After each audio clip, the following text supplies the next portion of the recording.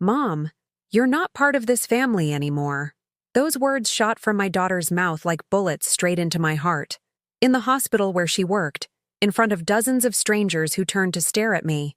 Today, I'm going to tell you something I never thought I would. And if you, for just a second, feel like any of this sounds familiar, I just ask that you leave a like and subscribe. It will help me keep unburdening myself. My name is Carol Hope Miller. I'm 63 years old, and I live in Chicago, in the Bridgeport neighborhood, the same one where I raised my daughter, Lauren, on my own for 30 years. That cursed day in February, I'd arrived at Northwestern Memorial Hospital with a smile I'd spent hours practicing in the mirror. I was wearing my best dress, the navy blue one I saved for special occasions, and carrying a folder full of dreams under my arm. The hospital cafeteria smelled of burnt coffee and disinfectant. The fluorescent lights hummed over my head like angry flies, casting that pale glow on my face that you only find in places where people wait for bad news. I didn't know I was about to receive the worst news of my life. My daughter Lauren appeared in her crisp white coat, her hair pulled back in a perfect bun, and that cold expression she'd been perfecting since she married Arthur, the cardiothoracic surgeon. She walked with the confidence of someone who saves lives every day, but who was about to destroy mine. "Sit down, Mom," she said without meeting my eyes, pointing to a blue plastic chair that squeaked every time I moved. I obeyed, just as I always had, like the submissive mother I had been for decades. I opened my folder, my hands trembling with excitement, not fear. Inside, I had brochures for private universities for my grandkids, proposals for free health clinics in our neighborhood, blueprints for a little lake house in Lake Geneva where we could all spend weekends together as a family. "Look, honey, I've been thinking about everything we can do with the lottery money. $12 million, Lauren. Can you imagine? We can—" "Stop," she cut me off, holding up her hand as if I were an impertinent child. "Just stop with that fantasy." It felt like a bucket of ice water had been dumped over my head. The voices from the nearby tables faded until there was only the heavy silence between us and the sound of my own heart beating way too loud. "Fantasy? Lauren, I don't understand. The money is real. The winning ticket is in my name. I thought we could—" "That money is yours, Mom. Only yours. And you're not part of this family anymore." The words landed on the table like shattered glass, each syllable cut deeper than the last. My folder slipped from my hands, and the papers scattered across the dirty cafeteria floor, mixing with bits of napkins and spilled sugar. The conversations at the nearby tables stopped. An elderly woman sipping tea looked at me with pity. A young nurse awkwardly looked down. Even the barista behind the counter seemed to be paying attention to my public humiliation. "Lauren, honey, how can you say that? I raised you by myself. I cleaned houses for 20 years to pay for your medical school. I sold my only gold earrings to buy you those anatomy textbooks. I took out a second mortgage on my condo so you could afford the down payment on yours." My eyes filled with tears that she didn't seem to notice. Or maybe she just didn't care. "I know, Mom, and I appreciate it. But your time is over." Her voice was as cold as the scalpel she used in the operating room. "You're old, out of touch, and honestly, you're an embarrassment to us." The world stopped. The cafeteria, the hospital, all of Chicago froze in that instant. I felt as if my soul had been ripped out with bare hands. An embarrassment? To who, Lauren? To Arthur. To me. To the kids when your old neighbors from the block come up and ask about you. "You don't fit into our life, Mom. You don't fit into our circle of doctors or the charity dinners or anything we've built." Every word was a poisoned dagger. I remembered all the times I'd lied to my friends in Bridgeport, telling them Lauren was just too busy to visit. All the Christmases I'd spent alone because they had important engagements. All my grandkids' birthdays I wasn't invited to because it was better to celebrate with just close family. "But I am family, Lauren. I'm your mother. You were my mother," she corrected me, with a cruelty I had never seen in her eyes. "Now you're an old woman with money, and we'd prefer you enjoy it, far away from us." She stood up from the chair as if nothing had happened, as if she hadn't just shattered the woman who gave her life. She pulled an envelope from her coat pocket and dropped it on the table. "This is from Arthur's law firm. Read the documents, sign them, and don't contact us again." When she left, I just sat there for hours, holding that envelope as if it contained my death sentence. Tears fell onto the scattered papers on the floor, blurring the ink of my broken dreams. A little boy, maybe 6 years old, timidly walked over and helped me pick up my papers. His mother scolded him for talking to strangers, but he smiled at me before he left.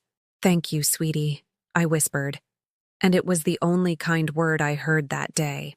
That night, in my small Bridgeport condo, I opened the envelope with trembling hands. The documents were cold, legal, final. They wanted me to voluntarily donate a portion of the money to a foundation run by Arthur. For tax efficiency, it said. But the last clause broke my soul. Upon transferring the funds, you automatically waive any future claim or benefit, including visitation or shared custody of the grandchildren. They didn't just want my money. They wanted my silence. They wanted to erase me from existence. I sat on my old sofa, the same one where Lauren had studied for years, where I had patched up her scraped knees and dried her tears when some kid at school was mean to her. The family photos on the wall stared back at me, silent witnesses to a betrayal I never thought possible. I couldn't sleep that night. I stayed up until dawn, wondering where I had failed as a mother, how I had raised a daughter capable of such cruelty. The lottery money, which should have been my blessing, had become my curse. But I didn't know yet that this was only the beginning, that the worst was yet to come. The days following that humiliation dragged on like wounded snails. I couldn't stop replaying every moment, every word Lauren had spat with such coldness. But what hurt most wasn't just what she'd said, but the realization that she'd been preparing for this moment for years.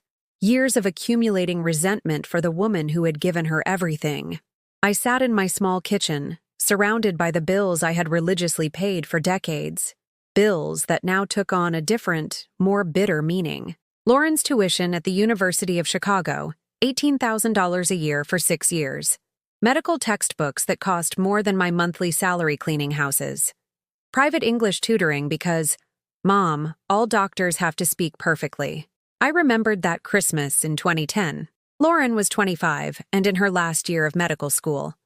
I was cleaning 3 houses in the morning and taking care of an elderly woman in the afternoons.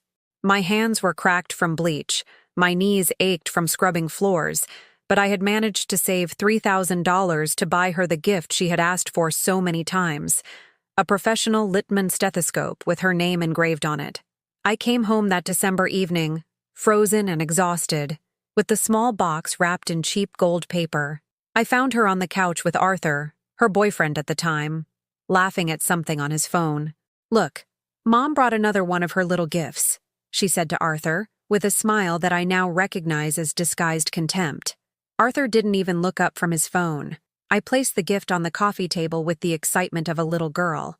"Open it, honey. I think you're going to love it."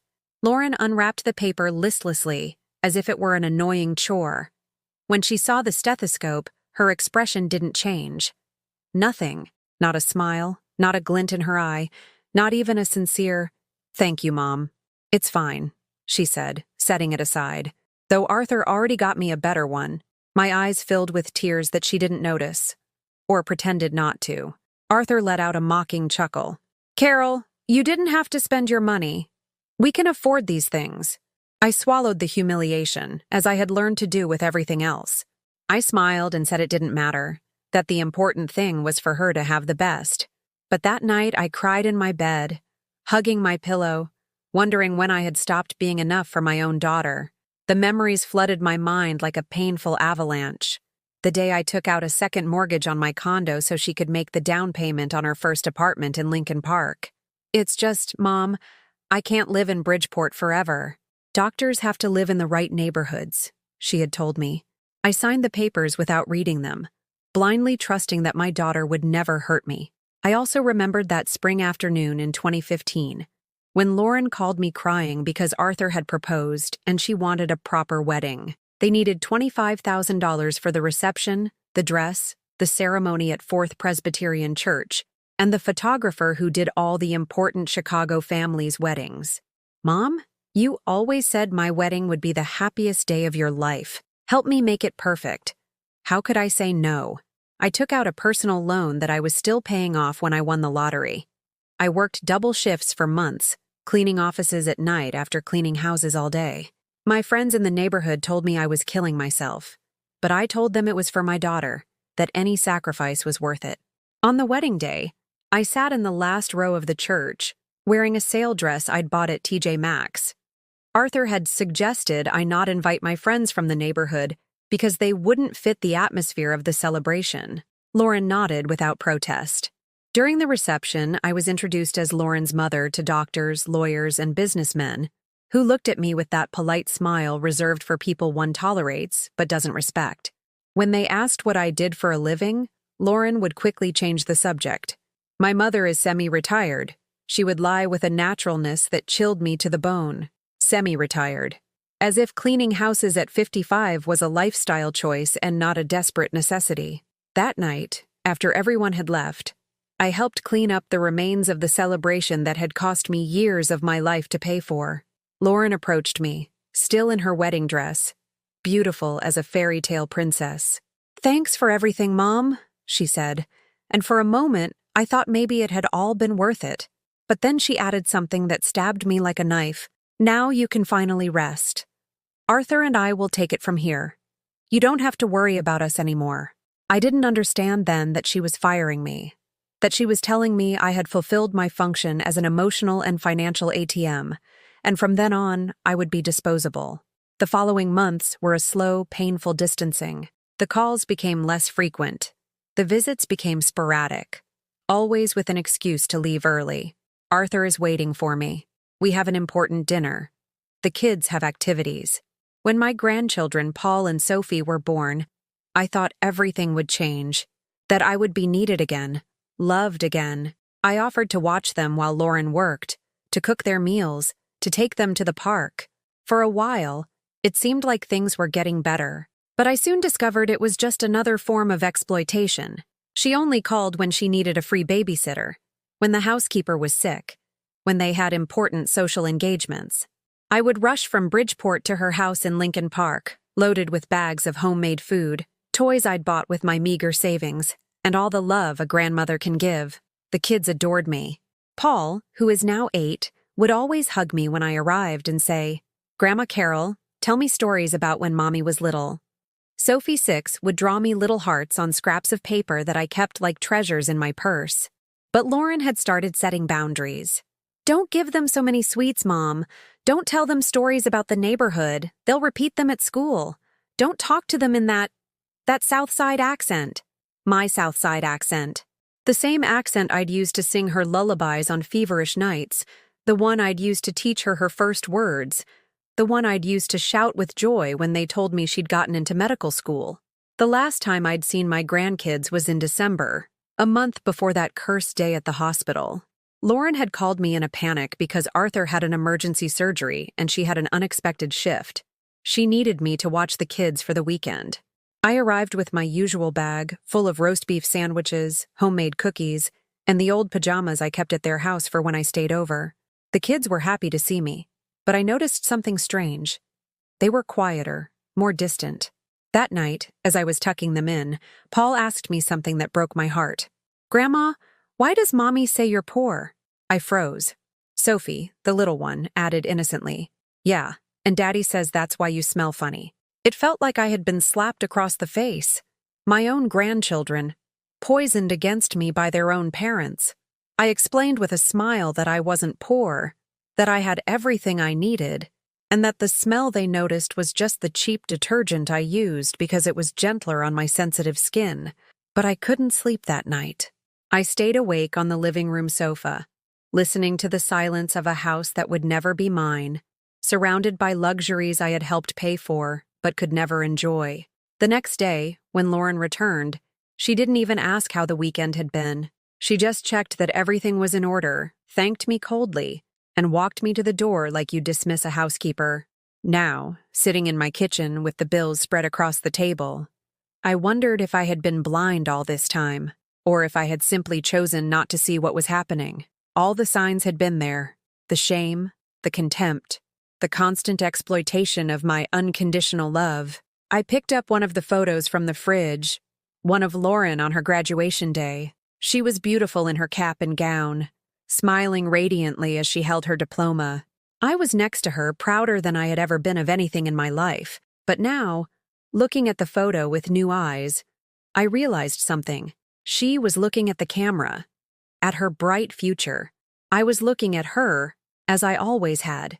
It had always been this way. Me living for her living for everything but me. The photo slipped from my hands and fell to the floor, the glass shattering on my small kitchen tiles. The fragments reflected the lamplight like crystallized tears, and for the first time in my life, I didn't bend down to pick up the broken pieces.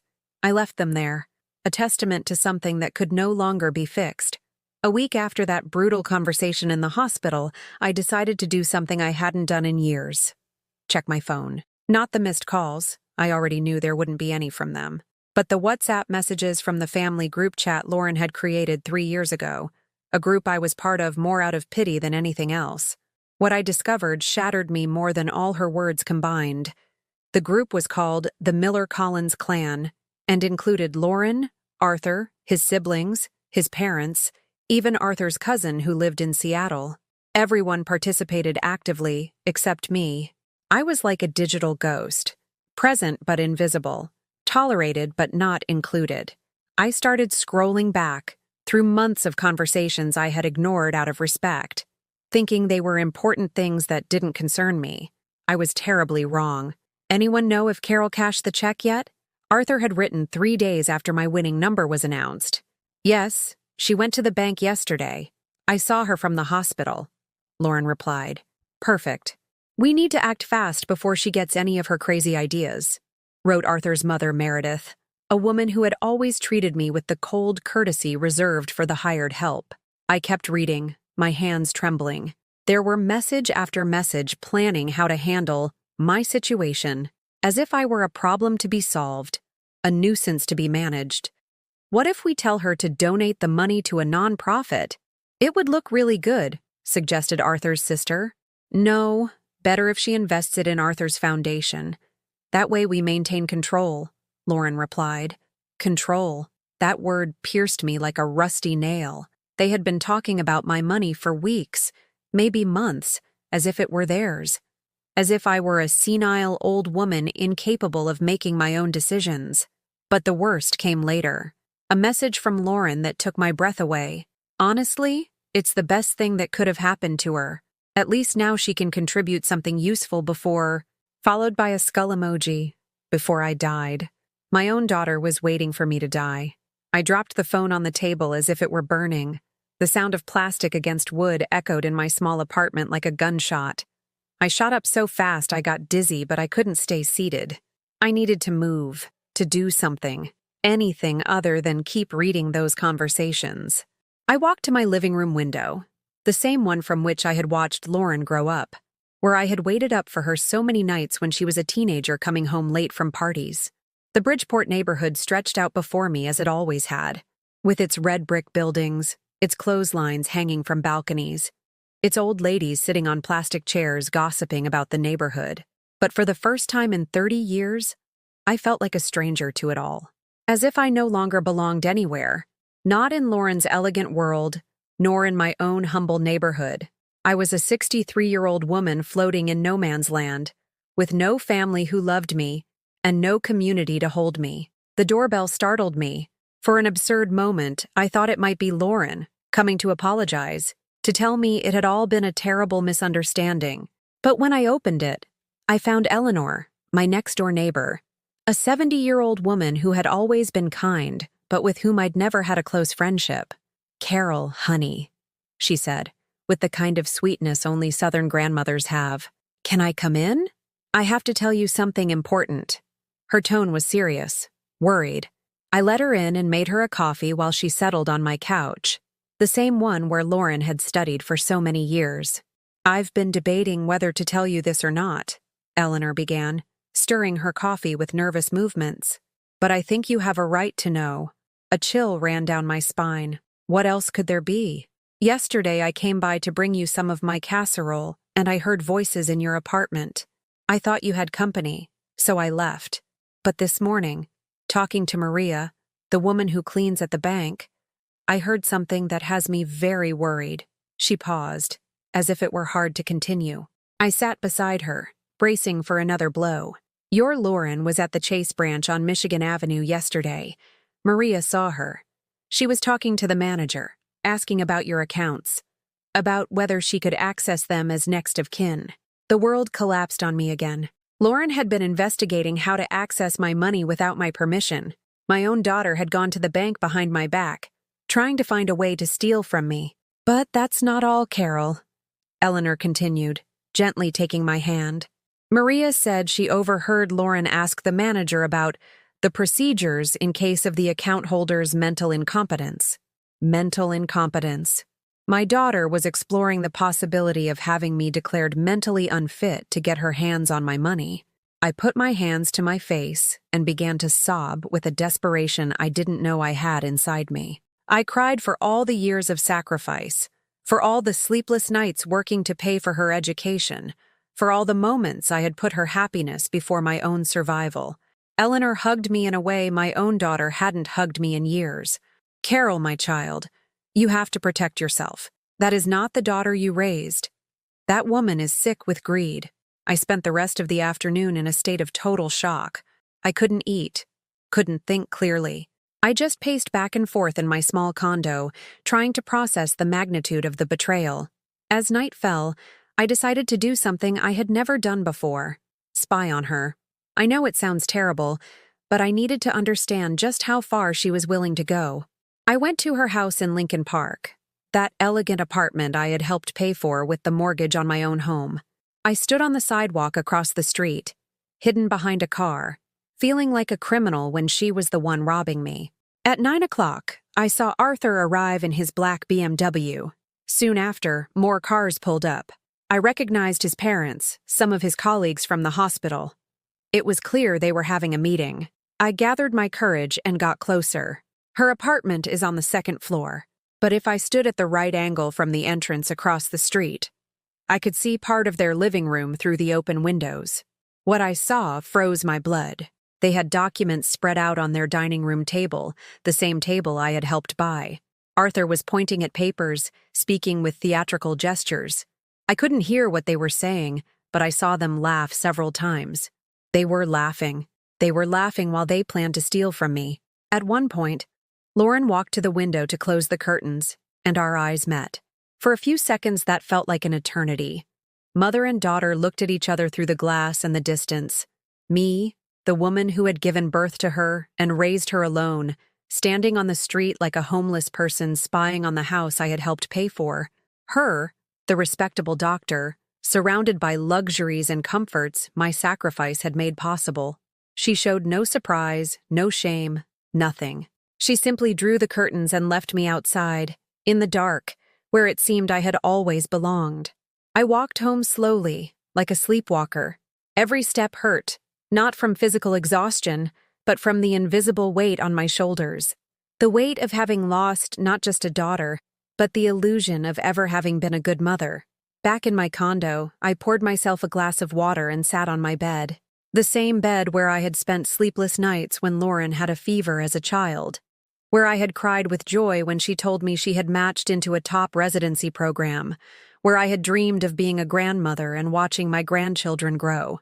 I opened my nightstand drawer and took out a very old photo from when Lauren was 5. We were at a neighborhood park on one of those cheap Sundays when we'd pack sandwiches and spend the whole day there because it was free. She was wearing a yellow dress I had made myself, copying a style I'd seen in a magazine. In the photo, she's hugging me with that spontaneity that only children have when love is pure and unconditional. I stared at that photo for hours, wondering at what exact moment I had lost that little girl.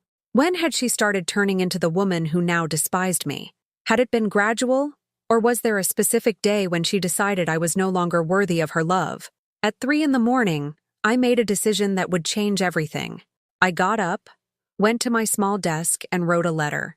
Not to Lauren, but to myself. A promise that I would not let them steal the only thing I had left: my dignity. Starting tomorrow, I wrote in a shaky but firm hand, Carol Hope Miller is going to learn to say no. For the first time in 63 years, I folded the letter, put it in an envelope, and left it on my nightstand. Next to it, I placed the photo of 5-year-old Lauren, face down. For the first time in weeks, I managed to sleep through the night. At 7 the next morning, my phone started ringing like it was the end of the world. First, it was Lauren, then Arthur, then Arthur's mother. Even numbers I didn't recognize rang with desperate insistence. I let it ring. For the first time in my life, I just let it ring. I was having a quiet breakfast, coffee and toast with homemade jam I'd made the week before, when the WhatsApp messages started. The phone wouldn't stop vibrating on the kitchen table like a wounded animal. Mom, call me urgently. We need to talk. Lauren, Carol, we need to clear up a misunderstanding. Arthur, Mrs. Miller, this is Meredith, Arthur's mother. Could I please reach you today? It's very important. Meredith, with that false politeness she always used with me. I ignored them all. I finished my breakfast slowly, washed the cup and plate, and got dressed with my usual calm. But inside, something was shifting. It was as if I had found a small spark of strength in a place I never knew existed. At 10 in the morning, as I was watering my geraniums on the balcony, the same ones Lauren always criticized for being too much of the neighborhood, I heard the elevator coming up, familiar footsteps in the hallway, the doorbell ringing with urgency. It was her. I knew it without looking through the peephole. I knew the rhythm of her steps, the impatient way she rang the bell when things didn't go her way. Mom, open up.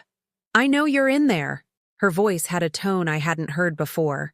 It wasn't the calculated coldness from the hospital. It was panic. Real panic. I waited. I counted to 10, to 20, to 30. The bell kept ringing. The knocks on the door grew more insistent. Carol. Now she was using my name, not Mom. We need to talk. There's been a terrible misunderstanding. Misunderstanding. As if I had imagined her words, as if I had dreamed the humiliation at the hospital, as if I had invented the messages I'd read in the family group chat. Finally, I opened the door. There she was, her face perfectly made up, but with something in her eyes I had never seen before. Fear. Mom, she began with that forced smile she used on difficult patients. I think there's been a terrible confusion. I didn't invite her in. I stood in the doorway, blocking her entrance as I never had before. There's no confusion, Lauren. I heard everything you said to me at the hospital perfectly, and I also read the messages from the family group chat. Her smile collapsed like a house of cards. What messages? I don't know what you're talking about. The messages where you all planned how to handle my situation, where Arthur asks if I've cashed the check yet. Where you write that, at least I have something useful to contribute before. I paused dramatically. Before the skull emoji. She turned pale. Completely white. For the first time in years, I saw my daughter speechless. Mom, that wasn't... We were just... Worried about me? I cut her off. By going to the bank to ask about procedures for having me declared mentally incompetent? Now she was trembling. Literally trembling. Who told you that? Who is filling your head with lies? No one is filling my head with anything, Lauren. For the first time in my life, my head is completely clear. Just then, Arthur appeared, coming up the stairs. He wore that salesman smile that had always given me the creeps, dressed in one of his expensive suits, his hair perfectly slicked back. Carol, he exclaimed as if we were old friends. So good to see you. We came to invite you to dinner tonight. We have a wonderful proposal for you. A proposal? Of course. Now that they knew I was onto their plans, they came with proposals. I'm not interested, I said with a calm that surprised even me. Arthur kept his smile, but something dangerous glinted in his eyes. Carol, I think you're misinterpreting things. We just want to help you make the best financial decisions. You don't have experience with such large sums of money. And you do? I asked. Arthur, do you have experience stealing from your mother-in-law? The smile vanished completely. Lauren stepped between us as if to protect him. Mom, you can't talk to Arthur like that. I can talk to him however I please. In my house, which I paid for. With my job, cleaning houses. I said each word slowly, with a strength I didn't know I possessed. I saw Arthur clench his fists and Lauren bite her lip. that nervous habit she'd had since she was a little girl when she knew she'd done something wrong. "Look, Carol." Arthur switched tactics, adopting a paternal tone that disgusted me. "We understand you're confused. It's normal at your age. That's why we thought it would be best if you came to live with us. We could take better care of you, help you with your decisions. At my age." As if being 63 automatically made me mentally disabled. "At my age, I have enough experience to recognize a thief when I see one." Arthur took a step toward me, but Lauren stopped him. She knew he had gone too far. "Mom, please." Lauren tried one last time. "Think about the kids. Think about Paul and Sophie. They love you. Don't do this to them." The kids. Of course she would use my grandchildren as an emotional weapon. "The kids love me," I repeated. "But you're teaching them that I'm poor, that I smell funny, that I have a South Side accent. What kind of love is that?" Lauren was out of arguments. She couldn't deny something they themselves had told the children. At that moment, the door to the apartment across the hall opened, and Eleanor stepped out. She was carrying her grocery bag and pretending to be casually leaving, but I knew she had been listening to everything. That's how we are in the neighborhood. We look out for each other. "Good morning, Carol." She greeted me with a warm smile. "Everything all right, honey?" "Everything is perfect, Eleanor." These people were just leaving. Arthur and Lauren realized they had an audience. In the neighborhood, news travels fast, and they couldn't afford the rumor spreading that they were mistreating an elderly woman. "This isn't over, Mom," Lauren muttered under her breath. "You're right," I replied. "It's just beginning." They left with their tails between their legs, Arthur muttering something about people with no class, and Lauren giving me a look that was half rage, half panic. Eleanor waited until the elevator doors closed to come over to me. "You were magnificent, Carol. But be careful. Those people won't give up easily." She was right. 20 minutes after they left, my phone exploded with calls and messages from all of my in-laws. Arthur's sister, his parents, even cousins who lived out of state, all with the same message. I was being manipulated by envious people from the neighborhood. I needed professional help. I had to come to my senses. But the call that hurt the most came at 6 that evening. It was Paul, my 8-year-old grandson. His trembling little voice broke my heart. "Grandma Carol, Mommy says you're very sick. She says we can't see you anymore because you might get worse. The cowards were using my own grandchildren against me." "Paul, my sweet boy," I said with all the gentleness I could muster, "Grandma isn't sick. Grandma is just learning to take better care of herself. But why is Mommy crying? Why is Daddy yelling? Because their perfect world of appearances is falling apart," I wanted to say. Because they realized their emotional ATM has learned to say no. Sometimes grown-ups get sad when things change, Paul. But that doesn't mean Grandma doesn't love you. Will you come to my birthday party next week? His birthday. The birthday I probably wouldn't be invited to anymore. Another punishment, another form of emotional manipulation. I don't know, my love, but you will always be in Grandma's heart. That night, after hanging up, I sat on my sofa and cried. But these were different tears. They weren't the desperate tears of humiliation and abandonment. They were the tears of someone who was finally starting to wake up after years of living asleep. I got up, went to my desk, and wrote a list. A list of all the times I had said yes when I wanted to say no.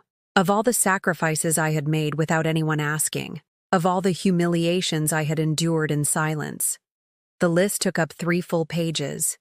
At the bottom, I wrote a single phrase. Never again. I taped it to the fridge, next to the photos of my grandchildren, because they deserved to have a grandmother who respected herself, not a woman who let herself be walked all over by anyone who promised a little love in return. That night, I slept better than I had in months, because for the first time in my life, I had said no, and the world hadn't ended. On Monday morning, I did something I had never done in my 63 years of life. I went to the bank for myself, by myself, without consulting anyone. I walked through the streets of Bridgeport with a strange feeling in my chest. It wasn't happiness, exactly, but it wasn't the crushing weight I had been carrying for the last few weeks either. It was something like lightness, as if I had been carrying rocks in my pockets for decades and had finally realized I could take them out. The bank manager, Mr. Davis, greeted me with that servile smile reserved for clients with large accounts. A month ago, when I came to claim the prize, he had been polite but distant. Now he treated me like royalty. "Mrs. Miller, what an honor to have you here. How can I help you today?" "I want to revoke all third-party authorizations I have on file," I said without preamble. His smile faltered slightly. "I'm sorry? Are you referring to anyone who can access my accounts, receive information about my transactions, or make decisions on my behalf? I want it all revoked. Now." Mr. Davis cleared his throat uncomfortably. He surely remembered Lauren's visit the week before. "Mrs. Miller, are you sure? Some of those authorizations can be very useful for when you need help with your financial affairs. The only help I need is to ensure that no one else has access to my money without my explicit, written permission." I signed all the necessary papers. Each signature felt like a small declaration of independence. When I was done, Mr. Davis asked if I needed any other services. "Yes," I said. "I want to rent a safe deposit box, the largest one you have." That afternoon, after securing my most important documents in my new safe deposit box, I decided to do something I'd been putting off since I was a teenager. I went to the movies alone. I chose a French film with subtitles, the kind of movie Lauren always criticized as pretentious and boring. I bought popcorn, a large soda, and sat in a middle seat, surrounded by young couples and retirees who, like me, had decided to treat themselves to this little luxury. The movie was beautiful. It was about an older woman who decides to travel alone for the first time after being widowed. As I watched her wander through villages in Provence, discovering parts of herself she had forgotten existed, I felt something I hadn't felt in years: hope. When I left the theater, the Chicago sun blinded me for a moment. It was 6 p.m, and the streets were bustling with the typical end-of-day energy. Office workers rushing to the L train, mothers picking up their kids from school, old men sitting on park benches discussing the day's news. For the first time in weeks, I wasn't in a hurry to get anywhere. I didn't have to cook for anyone but myself. I didn't have to wait for phone calls that never came or worry about visits that only materialized when they needed something. I decided to walk to Millennium Park. I hadn't been in years. The last time was with Paul and Sophie, back when Lauren would occasionally allow me to babysit. But this afternoon, I wasn't there as a grandmother taking her grandkids to the park. I was there as Carol, a 63-year-old woman who had every right to enjoy the afternoon sun without having to justify her presence. I sat on a bench near the reflecting pool and watched the families. Young parents with their kids, couples laughing. In another time, that scene would have filled me with melancholy, reminding me of all I had lost. But that afternoon, I just felt at peace, as if, for the first time in my adult life, I wasn't waiting for someone else to define my happiness. I took out my phone and saw I had 14 missed calls: 8 from Lauren, 3 from Arthur, 2 from Meredith, and 1 from an unknown number. I didn't listen to any voicemails. I simply turned the phone off and put it back in my purse. As it started to get dark, I walked home through streets I knew by heart, but which somehow seemed different. The same old shops, the same bars where the neighborhood guys gathered to watch the Cubs game, the same bakeries that had fed generations of working-class families. But I felt like a tourist in my own life, seeing everything with new eyes. Arriving at my building, I ran into Esperanza, the woman who cleans the common areas, an immigrant from Ecuador in her 50s who had always been nice to me but with whom I'd never had a real conversation. "Mrs. Carol," she greeted me with that warm smile people who know the value of honest work have. "How are you? You look very beautiful today." It was the first time in weeks someone had told me I looked beautiful, and strangely, it was true. I had put on a dress I'd had stored away for years, applied a soft red lipstick, and styled my hair slightly differently than usual. "Thank you, Esperanza. I'm good. Very good, actually." "I'm glad, ma'am. You've looked so sad lately. But today, you have a light in your eyes." A light in your eyes. What a beautiful way to describe what I was feeling but didn't know how to express. That night, for the first time in months, I cooked for myself with pleasure. Not something quick and sad to stave off hunger. I really cooked. I made a perfect omelet with the potatoes just right, and the eggs creamy, just as my mother had taught me when I was young. I prepared a fresh salad with tomatoes that smelled like summer and extra virgin olive oil I'd been saving for a special occasion. I set the table as if I were having dinner with someone important. I took out my good china, the set that had been my mother's, and that I only used for company. I lit a candle I'd had since last Christmas. I poured myself a glass of the wine I'd bought months ago, waiting for the right moment to open it. The right moment was now. It was having dinner with myself, celebrating my own company, toasting the woman I was starting to rediscover after so many years of living for others. While I ate, I thought of all the sad dinners I'd had in recent years. The lonely meals while waiting for calls that never came. The frugal dinners when I had to save for the expensive gifts Lauren expected from me. The interrupted dinners when I was called to babysit at the last minute. But this dinner was different. This dinner was mine. After dinner, I did something I hadn't done in decades. I took a long bath. I filled the tub with hot water, added bath salts I had impulsively bought months ago and never used, and submerged myself as if in a purification ritual. The hot water relaxed muscles I didn't even know were tense. I closed my eyes, and for the first time in years, my mind fell completely silent. I wasn't worrying about Lauren, or the grandkids, or the money, or the future. I was just being. When I got out of the bath, I looked at myself in the bedroom mirror. I wasn't the same woman who had been humiliated in the hospital 2 weeks ago. I was still 63. I still had wrinkles around my eyes and gray hair I refused to dye. But there was something different in my posture, in the way I held my head, in the way my eyes met my own gaze. That night, I slept soundly for the first time in months. I didn't wake up thinking about missed calls or WhatsApp messages. I didn't wake up with the anxiety that had been my constant companion since winning the lottery. I woke up rested. I woke up at peace. The next morning, while having a quiet breakfast in my small kitchen, I heard the phone ringing in the living room, but I didn't run to answer it as I had for decades. I finished my coffee, ate my toast down to the last crumb, washed the dishes, and only then did I go see who had called. It was Lauren, as expected. But this time, I didn't call her back immediately. This time, I took my time. I got dressed calmly, did my hair in front of the mirror, and put on the pearl earrings my mother had given me for my 20th birthday, which I only wore on very special occasions. Today was a special occasion. Today was the first day of the rest of my life as Carol Hope Miller, not as Lauren's mother, not as Paul and Sophie's grandmother, not as a woman who existed solely for the needs of others. Today was the day I started living for myself. The call came on a Tuesday afternoon, 3 weeks after my awakening.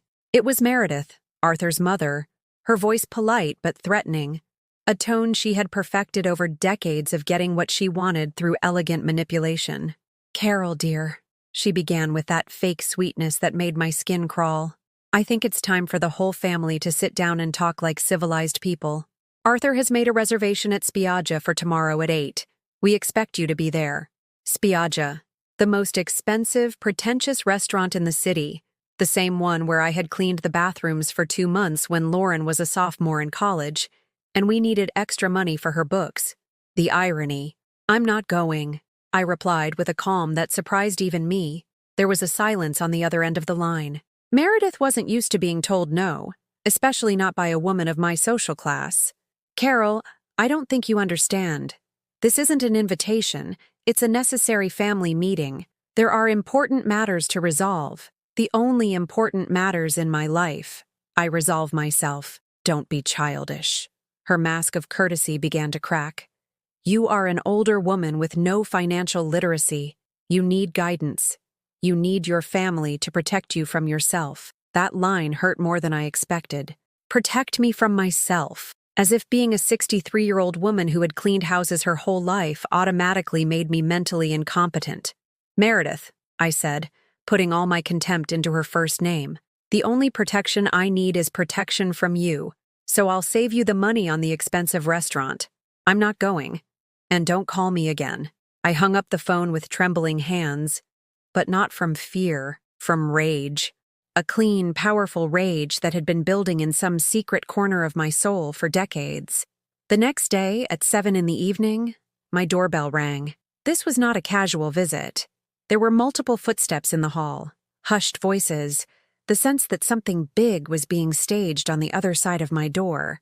I looked through the peephole and saw the whole family: Lauren, Arthur, Meredith, Henry, Arthur's father, and to my surprise, a woman I didn't know carrying a professional-looking briefcase, probably a social worker or a psychologist. They had come ready for war. I swung the door wide open and crossed my arms. "Well, look at that," I said, not inviting them in. "The whole cavalry." Lauren stepped forward with that nervous smile she wore when she knew she was doing something wrong but couldn't stop herself. "Mom, please, we just want to talk. This is Dr. Ramirez, a specialist in elder care." "In crazy old people, you mean?" Dr. Ramirez cleared her throat professionally. "Mrs. Miller, I'm a psychogeriatrician. Your family is concerned about some recent changes in your behavior that could indicate the onset of what? Sanity? Dignity? Of finally learning to say no?" Arthur grew impatient. The man I had known years ago as my daughter's polite boyfriend showed his true colors. "Carol, stop making a scene. We know you're not well. We know you can't handle that kind of money. You'll either waste it or someone will take advantage of you." "Someone was already taking advantage of me," I replied, looking him straight in the eye. "But that someone wasn't a stranger. It was my own family." Meredith intervened with her offended grand dame tone. "Carol, your attitude is completely inappropriate. We have been more than generous with you over the years. We've included you in our family, invited you to our celebrations." "Included me?" I laughed with a bitterness that rose from my stomach. "Included me when you sat me at the kids' table during your elegant dinners? When you introduced me as just Lauren's mother, without using my name? When you asked me not to bring my friends from the neighborhood because they wouldn't fit the atmosphere?" The hallway had filled with curious neighbors pretending to take out the trash or check their mail. In Bridgeport, family dramas are public entertainment, and I was no longer ashamed of anything. Lauren noticed the audience and tried to lower her voice. "Mom, please, let's go inside. We can discuss this civilly. No, you are not coming into my home again. You will not sit on my couch and plan how to rob me. You will not drink my coffee while you decide what's best for me."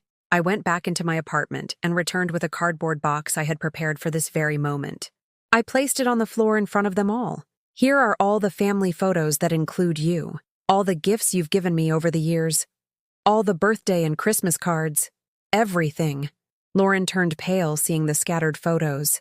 Our entire family life reduced to a cardboard box that I was returning like defective merchandise. "Mom, you can't do this. We're family. Family doesn't humiliate. Family doesn't steal. Family doesn't plan to have its members declared mentally incompetent to take their money." Dr. Ramirez tried to mediate with her professional voice. "Mrs. Miller, I understand you feel attacked, but perhaps we could find a middle ground. A trusted figure to help you." "Doctor," I interrupted, "do you know why they're so interested in my mental well-being now? Do you know that for the 5 years I worked 12-hour days to pay for my daughter's education, they never once worried about my mental health? Do you know that when I collapsed from exhaustion at the house I was cleaning, none of them came to see me in the hospital?" Silence. A thick, accusing silence. But now that I have money, suddenly I'm a vulnerable person who needs protection. What a coincidence, right? Henry, who had been quiet until now, finally spoke with the patriarchal authority he thought still worked on me. "Carol, you are going to regret this. You're going to end up alone, completely alone." "I was already alone," I answered with a calm that came from my very bones. "The difference is, now it's by choice, not by abandonment." I pulled another object from my pocket. The spare keys to their house, the ones they had given me years ago, for emergencies, which I had never used because I was never considered important enough for an emergency that required my help. "These are yours, too." The keys clattered to the floor with a metallic jingle that echoed like a final sentence. Lauren bent down to pick them up, her eyes filled with tears. But they weren't tears of regret. They were tears of frustration, of rage at having lost control over me. "Mom, think about Paul and Sophie. They need you. Paul and Sophie need a grandmother who respects herself, not one who lets her own parents humiliate her." When they're old enough to understand what happened here, I hope they learn the right lesson. What lesson is that? Lauren asked, venom in her voice. That you can't buy love. That family who abandons their elders when they don't need them doesn't deserve an inheritance when they're gone. And that dignity is not negotiable. Arthur grabbed Lauren's arm with more force than necessary. Let's go. We've wasted enough time on this ungrateful woman. That word, ungrateful, hung in the air like a slap, but it didn't hurt anymore. It had no power over me. Well, I said as I began to close the door, have a good life. I hope you'll be very happy with everything you've gained by stepping on the people who loved you. The door clicked shut, final and absolute. On the other side were them, with their frustrated plans, their useless manipulations, and their shock at discovering that the woman they thought they had tamed was, after all, untamable. I leaned against the closed door, listening to the murmur of voices fading down the hallway. I heard the elevator descend, carrying away forever the people I had loved so desperately for so many years. But for the first time, the sound of their departure didn't fill me with panic or loneliness. It filled me with a strange sense of liberation, as if I had been holding my breath for decades and could finally exhale. I went to the kitchen, made myself a cup of chamomile tea, and sat on my sofa, sipping it slowly. Spread across the coffee table were the photos I hadn't put in the box. Pictures of me alone, or with my friends from the neighborhood, or with my grandkids before their parents poisoned them against me. I was keeping those photos. They were mine, from the genuine moments of love I had lived, from the people who had truly loved me, without conditions. The rest I had returned to their owners, because I had finally understood that you can't force anyone to love you, but you also can't allow anyone to force you to beg for love where there is none. 3 days after the confrontation at my door, I did something I hadn't done in 40 years. I walked into a travel agency. The young woman behind the counter couldn't have been more than 25, with platinum blonde hair and a professional smile that lit up genuinely when I told her what I was looking for. I want to go somewhere I've never been, where nobody knows me, where I can just be Carol, not someone's mother, not someone's grandmother, not the woman who cleans houses. Her eyes filled with understanding. Something in her gaze told me she knew exactly what I was asking for. How about Santorini? She suggested, opening a brochure filled with pictures that looked like something out of a dream. It's in Greece. White houses, blue sea, incredible sunsets. It's perfect for finding yourself. Santorini. I couldn't even pronounce it right, but it sounded like freedom. It sounded like everything I had never allowed myself to dream of when I was busy paying for other people's dreams. How much for a week? When she told me the price, I didn't feel the usual panic of a big expense. For the first time in my life, I had money that was just mine, that I could spend on myself without having to justify every dollar to anyone. I want the most beautiful room you have, I told her, with an ocean view, a balcony, the works. That night, I called Eleanor to tell her my plans. Her reaction was exactly what I needed to hear. Finally, Carol. It's about time you treated yourself. You deserve it more than anyone in this world. What if I'm doing something crazy? I've never traveled alone. I don't speak Greek. I don't even know. The best adventures start with I don't know. She interrupted with that practical wisdom that only women who have lived a lot possess. Besides, what's the worst that can happen? You have fun? You discover you're stronger and more independent than you thought? She was right. What was the worst that could happen compared to what I had already been through? A week later, I was at O'Hare International Airport with a new suitcase. The first one I'd ever bought not out of necessity, but out of excitement, and a navy blue dress I had bought especially for the trip. I'd had a manicure for the first time in decades, bought a perfume that smelled of Mediterranean flowers, and carried a Greek phrasebook in my purse that I had been studying like a diligent student. The flight itself was a revelation. I had never flown alone.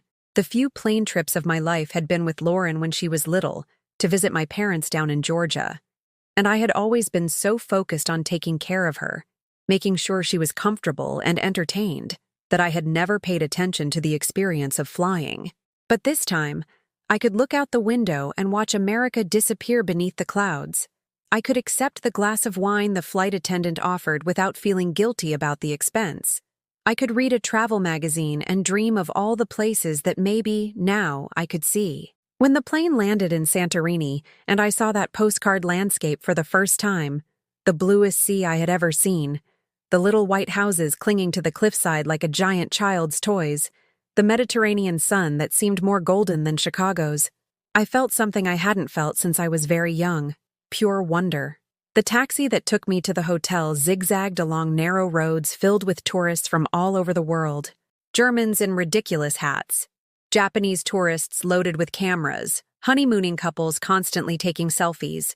I was a 63-year-old woman traveling alone, and for the first time in my life, I wasn't ashamed of it. I was proud. My hotel room was exactly what I had dreamed of. A private terrace with a direct view of the sea. A huge bed with white linens that smelled of lavender. A bathroom with a tub from which you could see the horizon. It was the kind of room I had cleaned in luxury hotels for years, but one I had never imagined I could afford as a guest. The first night, I sat on my terrace with a glass of local wine and watched the most spectacular sunset of my life. The sky was painted with oranges and pinks I had never seen in Chicago, and the sea reflected the colors like a liquid mirror. Other couples on nearby terraces hugged and took pictures, but I was perfectly happy in my chosen solitude. I took out my phone to take a picture, but then decided against it. I wanted this moment to be entirely mine, without the need to document it or share it with anyone. I just wanted to be present in my own happiness.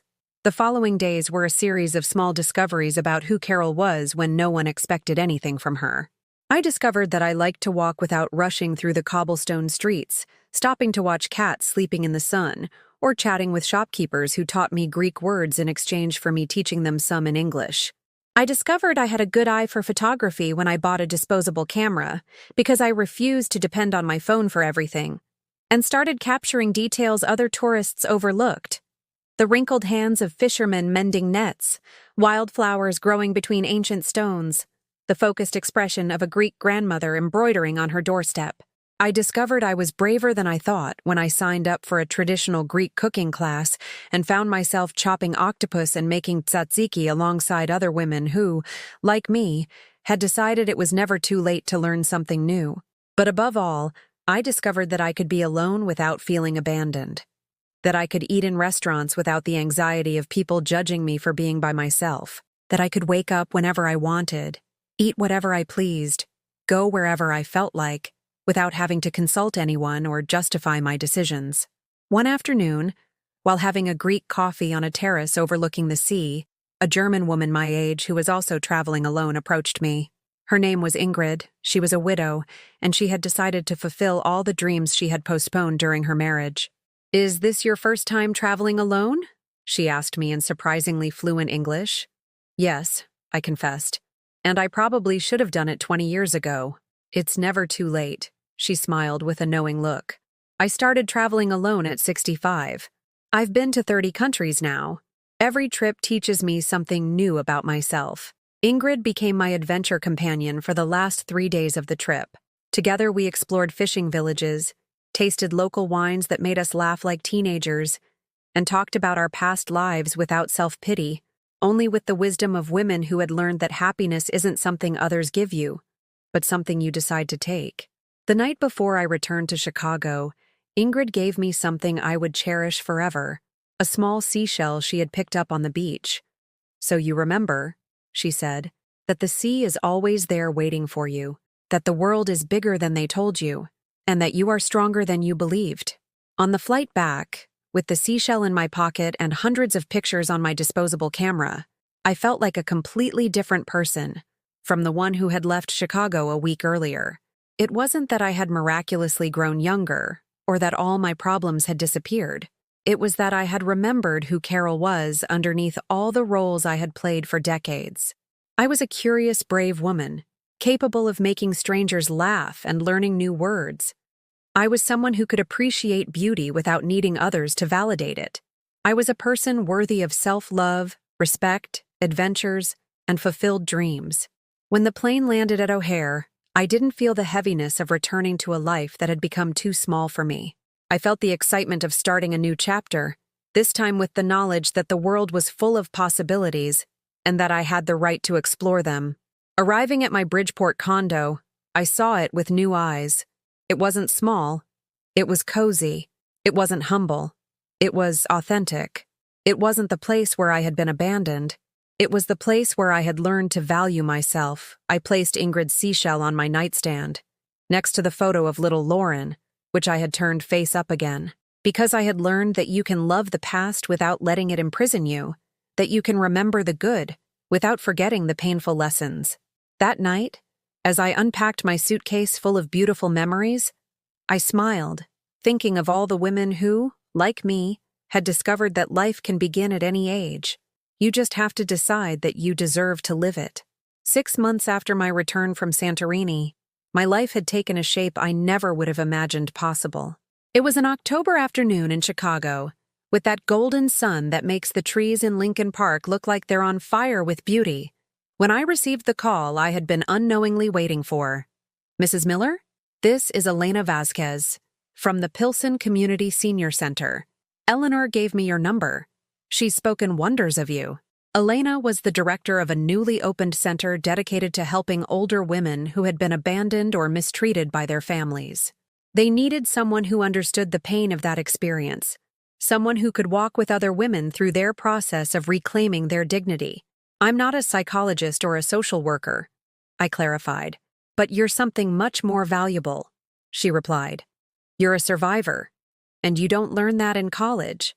I accepted without hesitation. For the first time in my life, I had the chance to turn my pain into something useful, to make everything I had suffered serve a greater purpose than just my own survival. The center was called Second Bloom and was housed in an old building in the Pilsen neighborhood, with a courtyard full of plants that the women themselves had planted and cared for.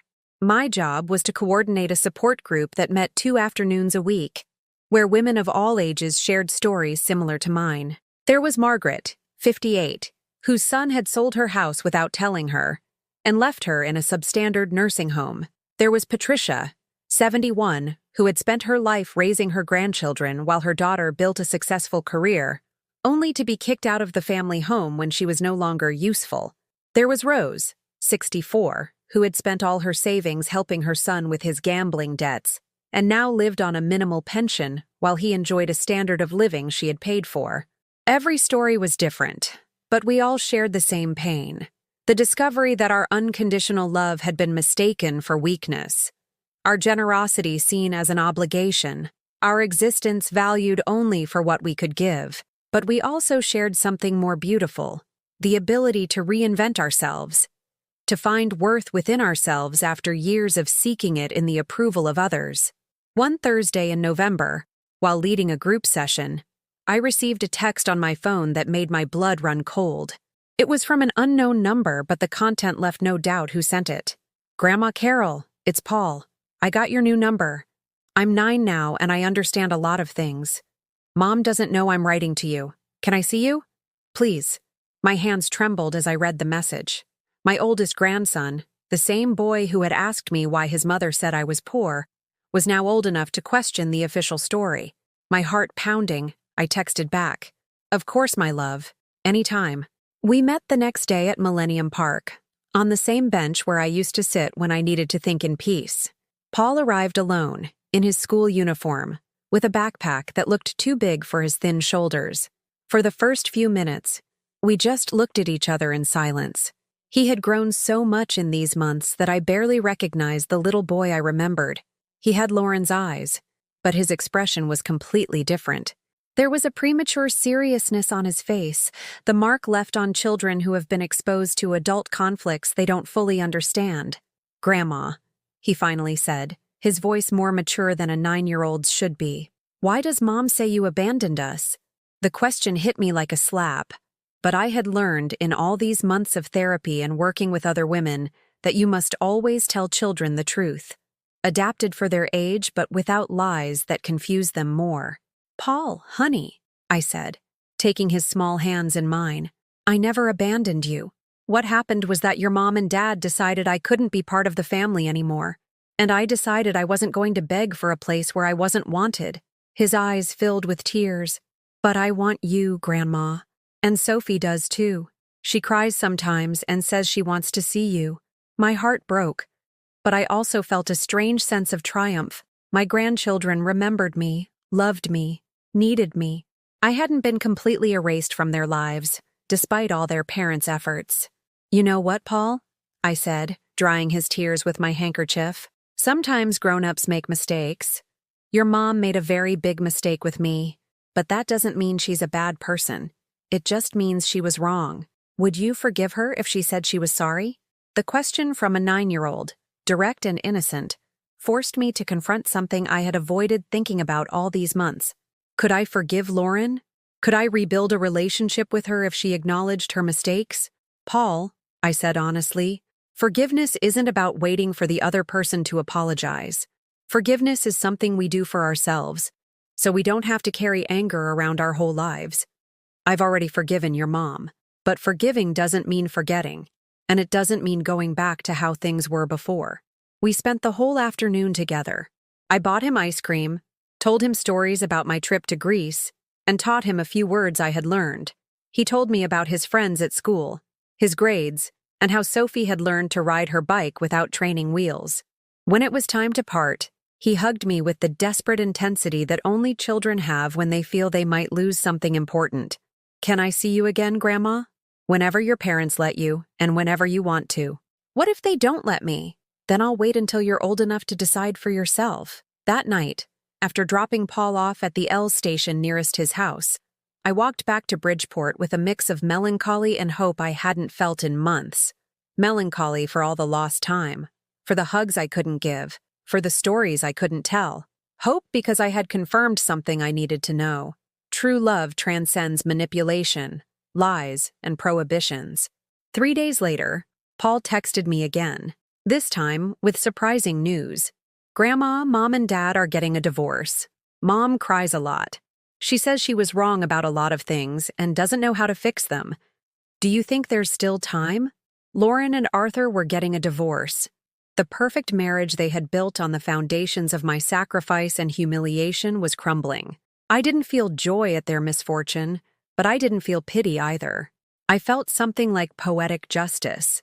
The people who had based their relationship on contempt for others had ended up holding each other in contempt. 2 weeks later, on a Saturday morning as I was watering my geraniums on the balcony, I saw a familiar figure waiting on the sidewalk across the street. It was Lauren, but a different Lauren from the one I had known. She was wearing old jeans and a simple t-shirt, no makeup, her hair pulled back in a messy ponytail. She looked as if she had aged years in these past few months. She stood there for over an hour, looking up at my balcony, not daring to come up. I watched her from above, but I didn't go down. It wasn't my responsibility to make the first move. It wasn't my job to make it easy for her. She finally left, but she came back the next day, and the next. For a whole week, Lauren held a silent vigil in front of my building, never trying to come up, never calling, just being there like a penitent awaiting an absolution I wasn't sure I could give. On the Sunday of the second week, I went down to the street. She saw me coming and straightened up from the car hood she'd been leaning on, her expression a mix of hope and terror. "Hi, Mom," she said, her voice so small it reminded me of the little girl she had been 30 years ago. "Hello, Lauren." We stood in silence for a few minutes that felt like hours. She was crying without a sound, tears streaming down her cheeks like a steady rain. "I don't even know where to begin to apologize," she finally whispered. "Maybe you could start by explaining why you did it." "Because I'm an idiot. Because I believed Arthur's lies that we had to protect you from yourself. Because I was ashamed of where I came from and thought that by denying you, I could erase who I really am. Because I'm a bad daughter and a horrible person." "You're not horrible, Lauren," I said with a calm that surprised me. "You're a person who made terrible mistakes. But mistakes can be fixed if you have the courage to face them." The conversation that followed lasted more than 2 hours, right there on the street, with neighbors walking by and glancing at us with curiosity. Lauren told me about her divorce, about how she found out Arthur was having an affair with one of the nurses at the hospital, about how she had lost shared custody of the children because the judge found her behavior toward me demonstrated a lack of fundamental family values. She told me about the sleepless nights, about the depression that hit her when she realized she had destroyed all her important relationships to chase a life that was never really hers. She told me about the therapy she had started, about how she was beginning to understand the damage she had done to me. But most importantly, she told me something I needed to hear. Mom, for all these years, I never told you enough how much I admired you. You raised a daughter alone, worked jobs you hated to give me opportunities you couldn't afford. You supported me in every decision, even if it meant sacrificing your own dreams. And when something good finally happened for you, when the universe finally rewarded you with that prize, I couldn't be happy for you. I could only think about what I could get out of it. I was selfish, cruel, and ungrateful. And what do you want now, Lauren? A chance to start over. Not to go back to what we had because what we had wasn't right. I used you, and you let me use you. And that wasn't love, it was codependence. I want a chance to build a new relationship, where we respect each other, where I can be the daughter you deserve, and you can be the mother you want to be, without sacrificing yourself until you disappear. Her words touched my heart, but they also set off all the alarms I had developed during these months of personal reconstruction. I couldn't let Lauren's desperation make me go back to being the woman who forgave everything, forgot everything, justified everything. Lauren, I said firmly, if we're going to try, it's going to be on my terms. I will not be your emotional lifeguard or your ATM again. I will not raise your children or solve your problems. I will be your mother, but a mother who respects herself. I'll accept any conditions you set. The first condition is that you go to family therapy with me. We need professional help to rebuild this. Okay.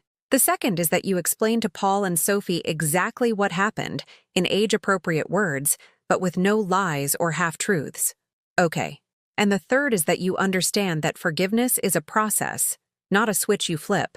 It's going to take time to rebuild trust, and we may never have the relationship we had before. I understand. And Mom, I have to tell you something else. Paul told me he saw you 2 weeks ago. My heart skipped a beat. Had she set me up? I'm not angry, she quickly clarified. On the contrary, I'm glad you saw him. I'm glad he knows you didn't abandon him. Because he's right. We were the ones who abandoned you. That afternoon, for the first time in almost a year, my daughter came up to my condo, not as the important doctor coming to dictate what was best for me, but as a broken woman who needed help putting her life and her relationship with the person she had hurt most back together. I made coffee for both of us, the same cheap coffee I had always drunk, and that used to embarrass her. This time she drank it without comment, even asked for a second cup. Today, a year after that first conversation on the street, Lauren and I are still in family therapy. We've had difficult sessions, painful conversations, moments when it seemed we wouldn't be able to repair the damage. But we've also had small, beautiful breakthroughs. Paul and Sophie visit me 2 afternoons a week. I cook for them, tell them stories, and teach them the Greek words I learned in Santorini. But now I'm a grandmother who sets boundaries, who says no when she's tired, who reserves time and energy for herself. I still work at the Second Bloom Center, where every week I hear stories of women who are learning, as I learned, that it's never too late to reclaim your dignity. I still travel. I've been to Italy, Portugal, Morocco. Every trip teaches me something new about the world and about myself. I've made friends on 3 continents, tried foods I never knew existed, and seen sunsets that have made me cry from pure beauty. My lottery money is still mine. I've invested part of it in a small condo on the coast of Florida, where I spend the summers writing the memoir I never thought I would write. I've donated a significant amount to organizations that help vulnerable senior women. And I've saved a portion for Paul and Sophie's college education, but in a trust fund they can only access when they turn 22, on the condition that they never allow anyone to treat them the way I was treated. My relationship with Lauren is slowly improving. It's no longer the relationship of a self-sacrificing mother and an entitled daughter that we had for decades. It's more complicated, more honest, more balanced. Sometimes we argue, sometimes we get angry, but there are no more lies, no manipulation, no emotional blackmail. She has learned to ask for things instead of demanding or simply taking them. She has learned to ask how I am without it being a prelude to asking for a favor. She has learned to value my opinions and my experiences, not just my ability to solve her problems. And I have learned to love her without disappearing into that love, to be her mother without ceasing to be Carol. The most important lesson I've learned in all these months is that love is not sacrifice. Love is mutual respect. It's reciprocity. It's caring for the other without stopping to care for yourself. True love never asks you to make yourself small so that others can feel big. If my story has stayed with you this long, it's because I want you to know that it's never too late to start living for yourself, that it's never too late to say no, to set boundaries, to claim your right to be happy. Have you ever experienced something similar to what I've told you? Do you know someone who has had to choose between their dignity and their family's love? Tell me in the comments. Your story could help someone else find the courage to change their life. And if this story touched your heart, please leave a like and subscribe to the channel. Because stories like this need to be told. They need to reach that woman, that man, that person who right now is where I was 2 years ago, believing they deserve less than their worth. No one deserves to live begging for love. We all deserve a dignified life, and it is never, ever too late to start living it.